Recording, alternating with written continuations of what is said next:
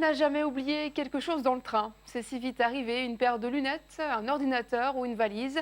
Chaque jour, les CFF retrouvent des centaines d'objets. Où peut-on les récupérer et que deviennent-ils quand personne ne les réclame? Réponse avec Aline Noffer.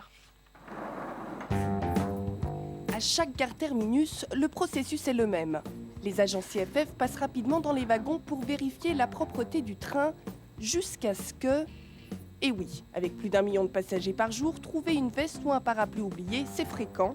Première étape, le bureau des objets trouvés de la gare la plus proche. Salut, j'ai trouvé la veste. Une fois déclarée, notre veste rejoint les trouvailles du jour. De cette gare-là, on va l'envoyer à notre centrale à Berne. Et à Berne, cet objet va être recensé, décrit et puis entré dans notre base de données. Ça se passe très régulièrement. On a à peu près 100 000 objets trouvés par année, ce qui représente 300 objets trouvés par jour. Dans 50% des cas, les propriétaires récupèrent leurs biens. Mais si personne ne se déclare dans les 3 mois, les laissés pour compte sont envoyés à Zurich, dans cette boutique. Ici, tous les articles en rayon ou sur le site internet du magasin sont des objets trouvés dans les trains ou dans les aéroports de Genève et de Zurich. Le plus souvent, il s'agit de sacs à dos, de valises, d'appareils électroniques. Ici, il y a tous les iPhones, ils doivent encore être réinitialisés.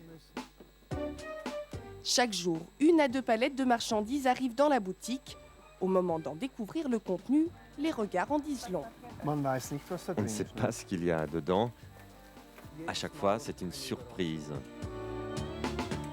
Après avoir trié les objets, effacé les éventuelles traces personnelles, il faut fixer un prix.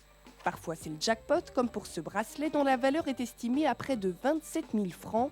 Ici, il est cédé à 17 000 francs.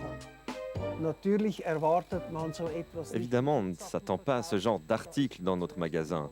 Au début, on est un peu surpris, mais ce n'est pas le seul objet de valeur.